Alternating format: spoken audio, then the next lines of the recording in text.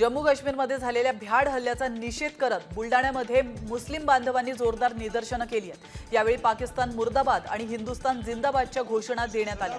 तसंच पाकिस्तानच्या लष्कर प्रमुखाचे पोस्टर देखील जाळण्यात आले।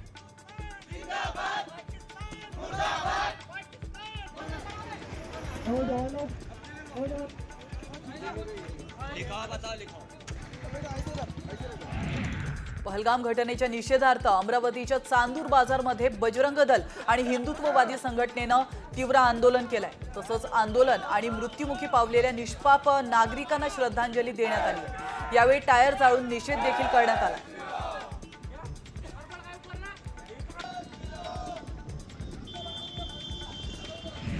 जम्मू आणि काश्मीरला गेलेले 31 पर्यटक अकोला जिल्ह्यामध्ये सुखरूप परतलेत। पहलगामच्या बैसरन व्हॅलीमध्ये दहशतवाद्यांनी पर्यटकांवर हल्ला केल्यानंतर अनेकांना काळजी लागली होती। आता सर्वच पर्यटक हे अकोल्यामध्ये सुखरूप पोहोचलेत। वंचित बहुजन आघाडी त्याचप्रमाणे भाजपच्या वतीने सर्वांचं स्वागत करण्यात आलं।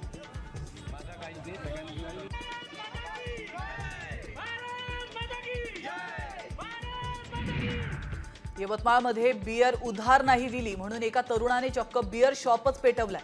यवतमाळच्या पुसद शहराच्या शिवाजी वॉर्डामध्ये ही घटना घडलेली आहे। ही घटना सीसीटीव्ही कॅमेऱ्यामध्ये कैद झाली आहे। या प्रकरणी पोलिसांनी तरुणाला ताब्यात घेतलाय।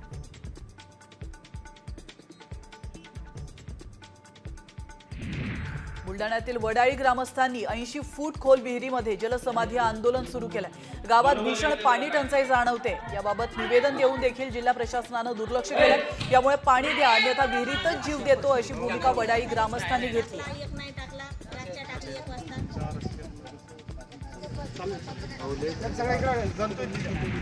महसूल मंत्री चंद्रशेखर बावनकुळे यांनी मुख्यमंत्री देवेंद्र फडणवीसांसंदर्भात एक मोठं विधान केलंय।